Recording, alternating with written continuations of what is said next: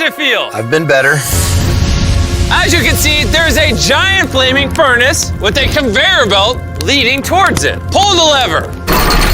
This is not your money, this is test money. In a moment, this conveyor belt will start slowly dropping your money into this fiery furnace. Behind your knee, you're gonna see an axe.